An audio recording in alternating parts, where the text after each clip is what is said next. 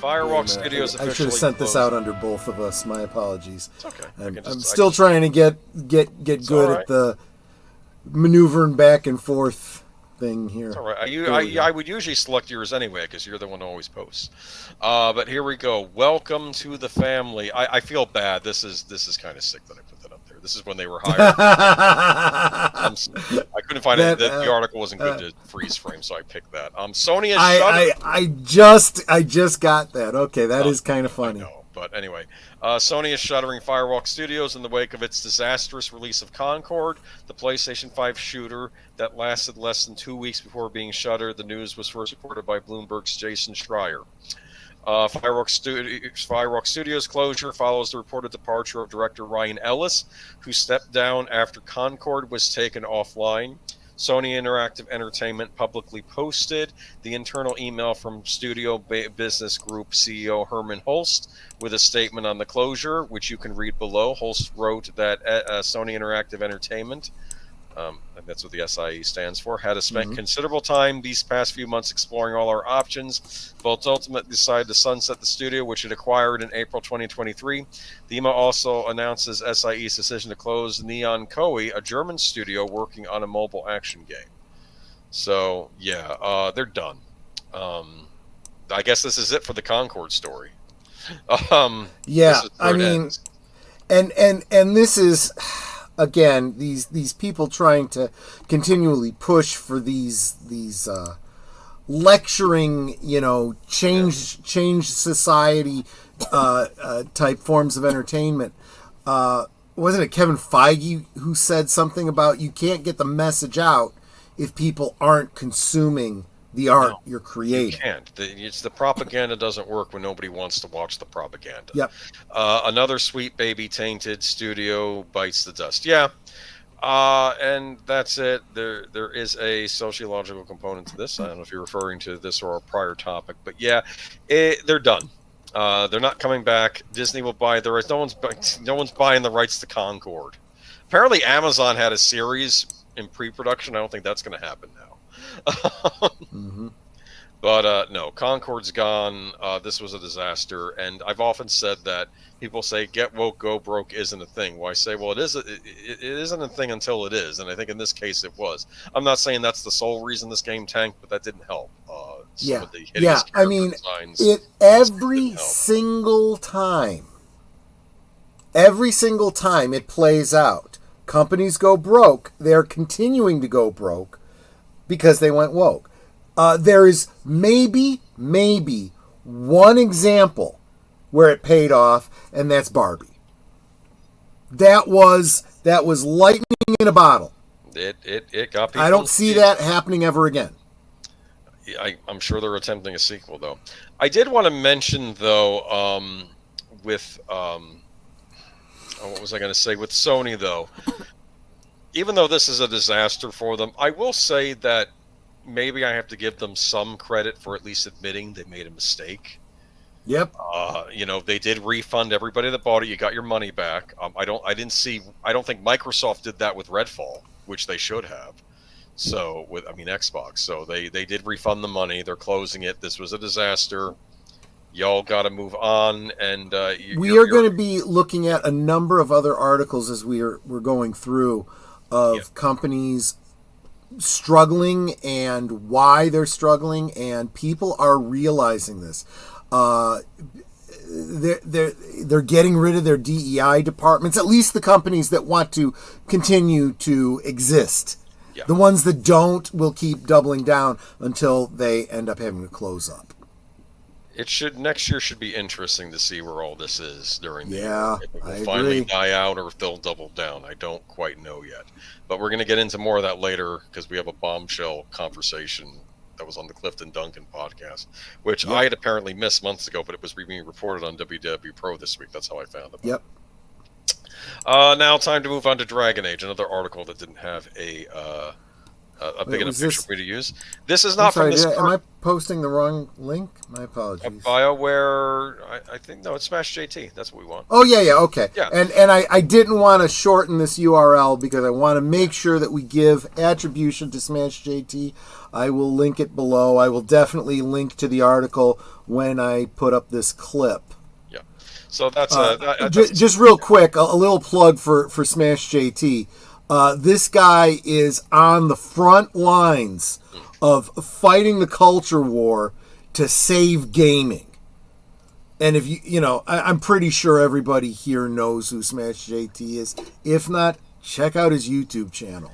Check out the article. It links to, he goes into more detail on his YouTube video about this as well. Yeah, this is a clip I have here from, this is not from the latest Dragon Age. This was from Dragon Age Inquisition 10 years ago.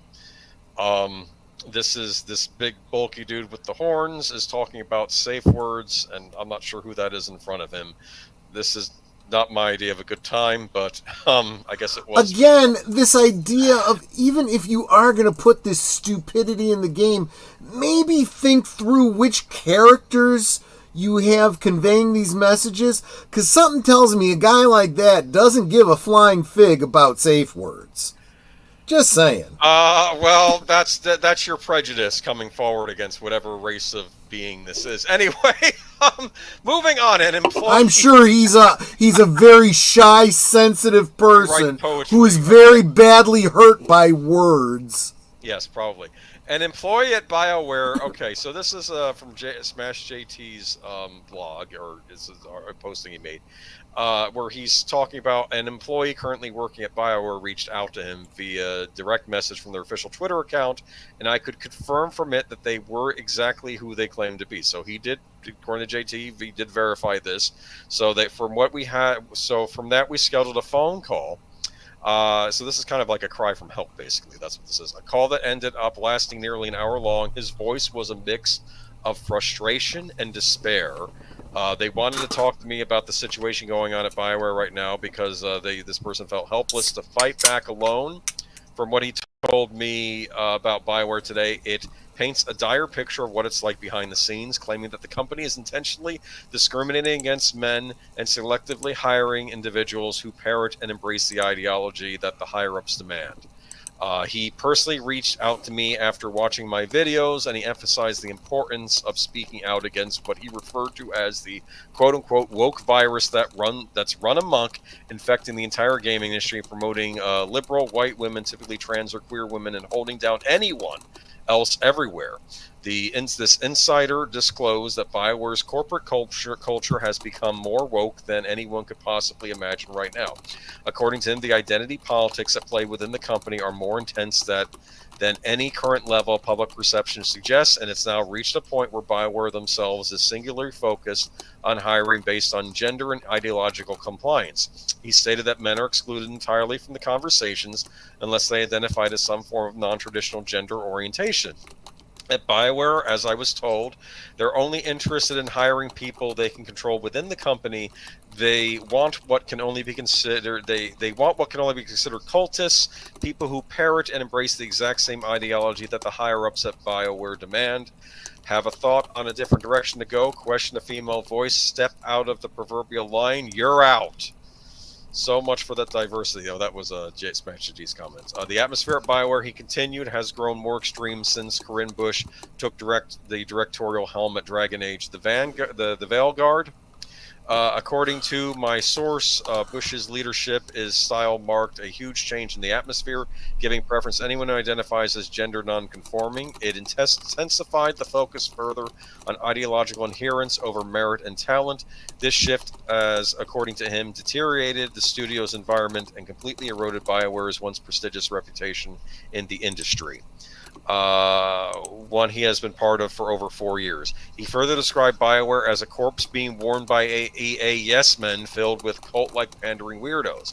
It wasn't anything like he had signed on for years ago. He even shared a personal story about how he was called to an HR to discuss a situation that a female co-worker at the office complained about him and made her feel uncomfortable in order to ensure her job was safe and, more importantly, hold him down below her, even though, according to him, he did nothing wrong at all. In a weird way, it could be described as a modern form of corporate slavery, and he has to obey the masters or face the punishment of being blackballed from the industry on the whole. The article goes on later to say this insider noted under the structure, BioWare's latest release, Dragon Guard: The Veil Guard, served less like an immersive RPG experience and more as a propaganda piece, aligning with the ideology of the company's leadership. They didn't care to make the game fun, he said. The rewrite after rewrite, changing hands of the script, redoing work he had done over and over again, each time getting worse and worse from his perspective, but he put up with it because he was already so in deep with the project at that point. This game is, for all intents and purposes, genuine propaganda on the same level as Dustborn, which is crazy because many folks thought that game was an aberration, but nope, it looks like it's almost becoming a trend. Well, the difference between this game and Dustborn, I would say, is that this is a AAA company release. Dustborn was some weird indie game that was funded by the Norwegian government, from what I learned. Yep. These issues may be affecting BioWare's stability, and he mentioned that there's growing talk within the company of incoming cutbacks. You know who's going to be cut back when the cutbacks happen. No one feels comfortable right now, and the entire company is a house of cards. After nearly 10 years in development, scrapping the Dragon Age Dreadwolf game and starting over multiple times, EA is going to make some tough decisions. According to my source, these are all tied to mismanagement and the excessive focus on hiring practices that prioritize ideological alignment over skill, draining BioWare of its ability to sustain meaningful creative output. With Dragon Age: The Veil Guard finally out, as a garnered a peak player count of just over 70,000 players on launch day, as tracked on Steam database. While that's a respectable start, the company's alleged internal troubles are soon to overshadow any initial numbers. I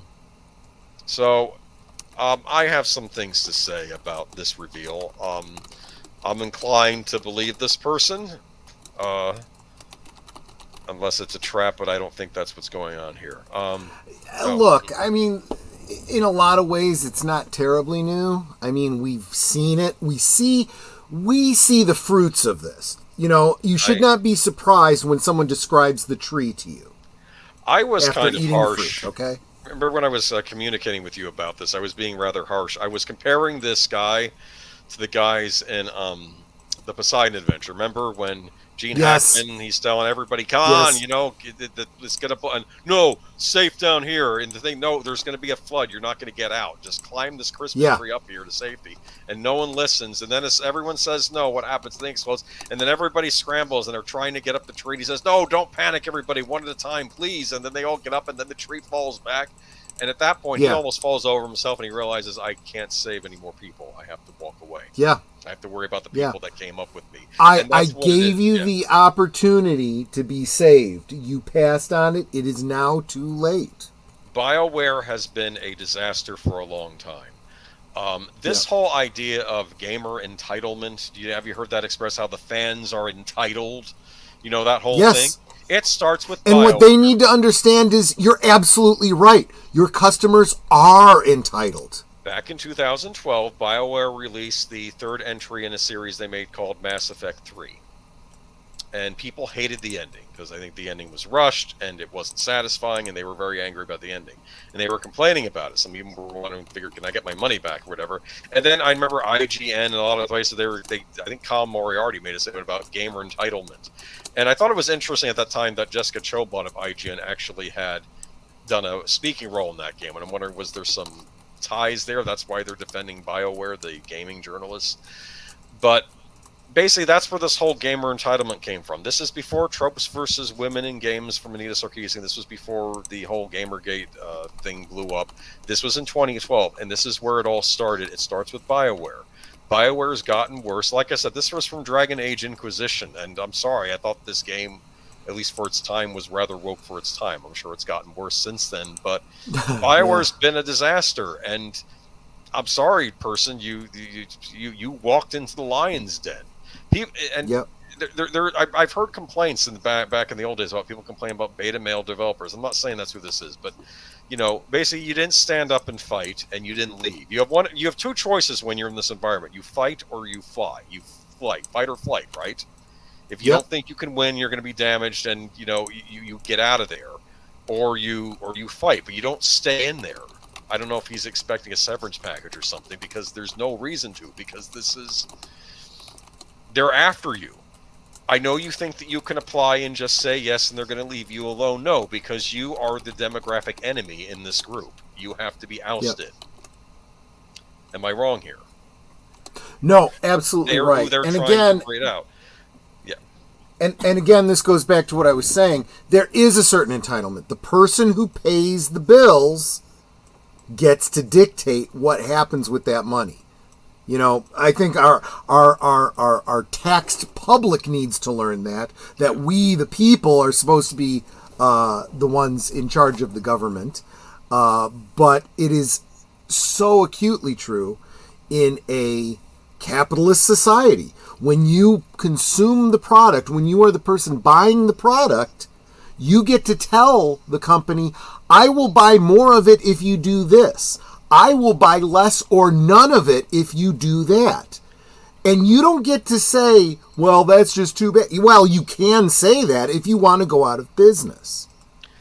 Look at this. Darth Plato. Have you heard? Did you know about this? You're a theater person. Same thing happened in the French Revolution. Theaters were deemed ancient regime and not revolutionary enough. And so theaters were charged so that a trio of actors would come out and give lectures about the values of the revolution. This is exactly going to that's now. This is exactly why Santayana said those who will not learn from history are destined to repeat it. People make the same mistakes over and over and over again. Every time the revolution comes along, you know, power to the people and, you know, everybody, peace and love, kumbaya. You know, we saw a little tiny play out of this at that whole CHOP back 4 years ago, back in 2019, 2020. You know, a bunch of people said, we're going to take over this public land and we're going to farm it. And they start spreading around dirt on cardboard boxes or something. It's like, you people are idiots, you know? The bleeding hearts and the artists, I just want to make my art. I want you to leave me alone and not oppress me. And then they usher in the revolution, and they're the first ones wiped away because they're not producing anything that the new regime wants. Didn't Robespierre? Congratulations. Didn't Robespierre lose his head also? Yep. They'll turn on each other when they're done coming after us. That's what they do. I said it before. I'll say it again. DEI. Who are the first ones lined up after the revolution? Just look into it.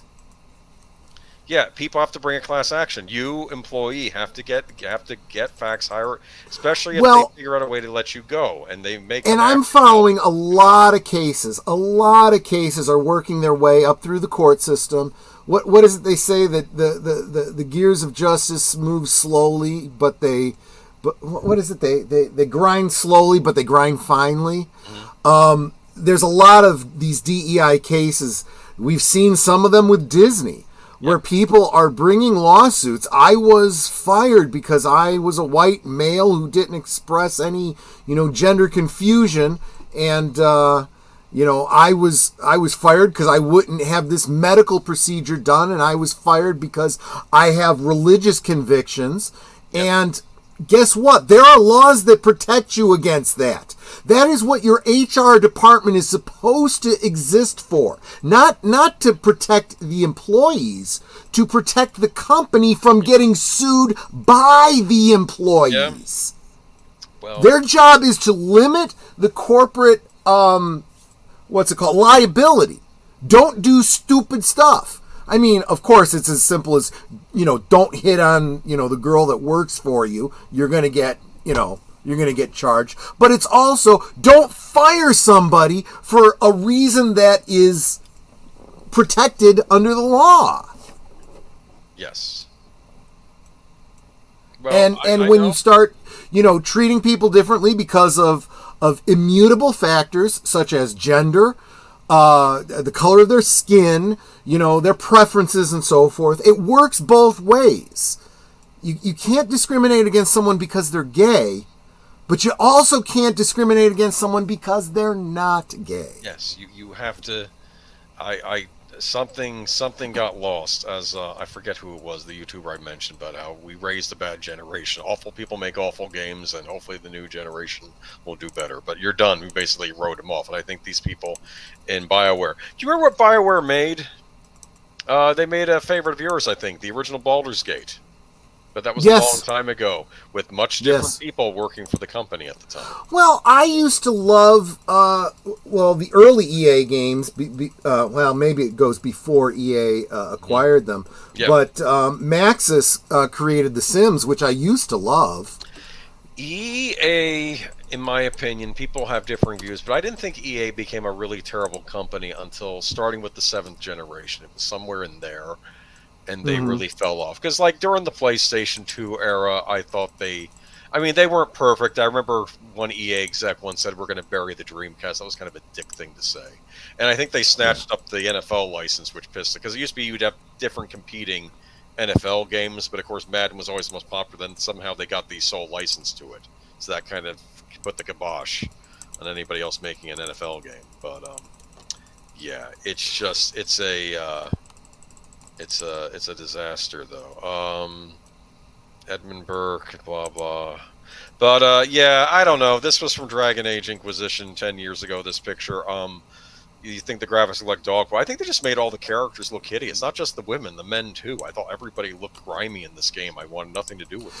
I definitely feel that there are two things going on. I think most people are talking about this whole idea to normalize average to mid to low appearances, so everyone can feel included and everyone can see themselves in the game, rather than the way we always have. No, I want to be the good-looking buff guy because that's not what I am. You know, I mean, I want to be aspirational in my fantasy. I don't want, a fat, bald Italian guy being my avatar in this fantasy game.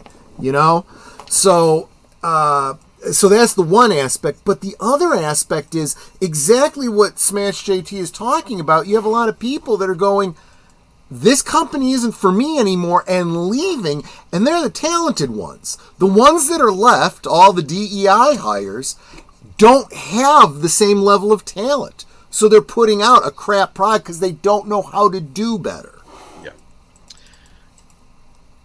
No, they don't, because they weren't hired for their merit. They were hired for other reasons. They were hired basically for going along with the cult. Let's be honest here, because as we're going to learn later, we have a very that is the cornerstone of socialism: spending other people's money. It's real easy to have a great old time at your company when you aren't invested in the company other than your paycheck.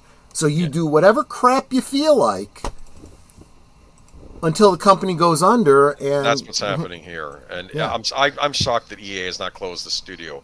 Anthem was a disaster. They released that a few years ago.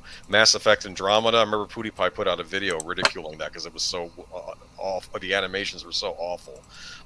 EA was a titan during the PlayStation 2 era. EA released, it was after they acquired Criterion Games, so they released Burnout 3: The Takedown, which is still my favorite racing game of all time. And I don't know whatever happened to Criterion. They probably buried that company. Why can't they bury BioWare at this point? Right. Or maybe you might want to make your little companies healthy and just hire the right people to run them, and then you could have popular games that people want to play and everybody's happy. And said nobody's happy. I guess there's some people buying them.